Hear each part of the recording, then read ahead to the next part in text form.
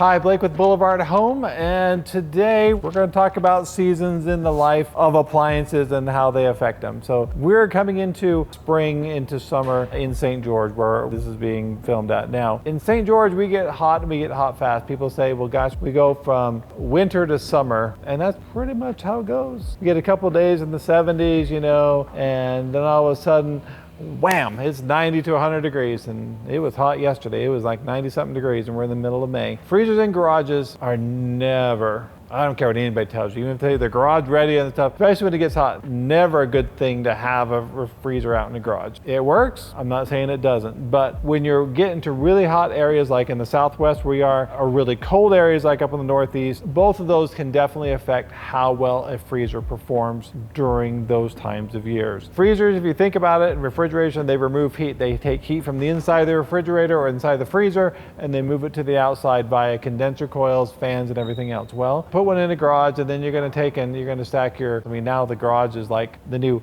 storage area of the house, because then the cars wait outside. You know how that goes. But everybody puts stuff around all their freezers and they pack them in. Well, with any refrigeration, they tell you in there, they tell you, if you're actually looking at the use and care manual, that unit has to have airspace. It has to have at least 1 inch to 2 inches on the sides and the top and also the back. And you say, well, why do you have to have that? Well, that's, again, we're looking for airflow and be able to get air around it. When we pack them into a tight area, it constricts the airflow and it prevents the refrigerator or freezer from working up to its potential. So when you get out there and you start grabbing your ice cream and your Otter Pops because it's hot outside and they're nice and squishy and they're not really frozen, well, yeah, because you're killing it. You're gonna say, well, gosh, it's designed to work that way. Well, yeah, us as human beings are designed to work in certain temperatures too. Let's throw you out in the garage when it's 100 plus degrees and wrap you up in blankets and throw you in a corner and see how long you last.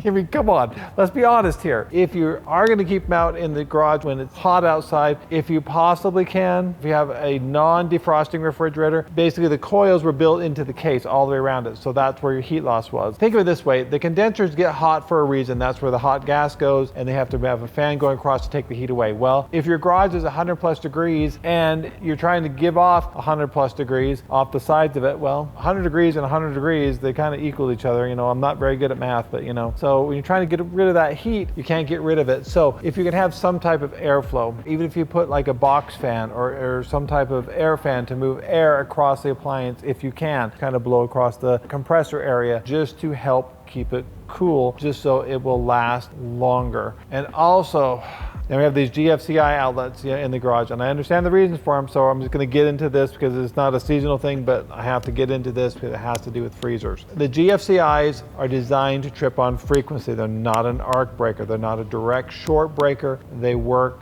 on frequency. So when the frequency of something changes, electricity frequency changes, they trip. A lot of the new freezers and refrigerators have variable speed compressors on them. Now, these variable speed compressors use frequency to control how fast that compressor runs. Sometimes the frequency that they give off is not compatible with the GFCI that you have in your garage, and is what's called nuisance tripping. Now, we have this problem all the time. My nephew just purchased a freezer up in the Salt Lake area, and he called me and says, it's tripping by GFCI. It's brand new. It's tripping my GFCI. And I said, okay, well, run an extension cord to an outlet that's not a GFCI, not in your garage, because all of them are tied together. Even though we have one, every outlet after it is tied to it. I said, take it inside, plug it in, see if it works fine. He texts me back and says, yes, it works beautifully. It's your GFCI. You need to go down to the hardware store, buy you a different brand than what you currently have of GFCI, install it, see if that takes care of your problem. If it doesn't, you have to put your freezer somewhere else. So be mindful of that with these garages with all these GFCI now and these variable speed compressors. That can actually cause a problem with it also. Anyhow, the heat, the extreme cold. When it's extreme cold, the refrigerator section is 30 plus degrees. Well, if your garage is 0 degrees, it doesn't need to necessarily run. Well, your freezer, because it's insulated and it's closed, well, that freezer could start warming up to the refrigerator temperature and start making it warmer in the freezer section. So when you reach in there, your ice cream sandwiches are nice and soft and all that, because you're saying, well, gosh, it's cold out here. The refrigerator's working, but the freezer isn't. Well, again, that goes to extreme cold. Be mindful of where you put it. Make sure that you have airflow around it. Make sure that you have some some heat in the garage if it's extreme cold to keep it working properly. Well, I hope you enjoyed this video. I hope it's given you some good information on freezers in garages or refrigerators in garages. If you have any comments, please put them below in the comments section and we'll be happy to answer them. Thanks for watching, and we'll see you again real soon.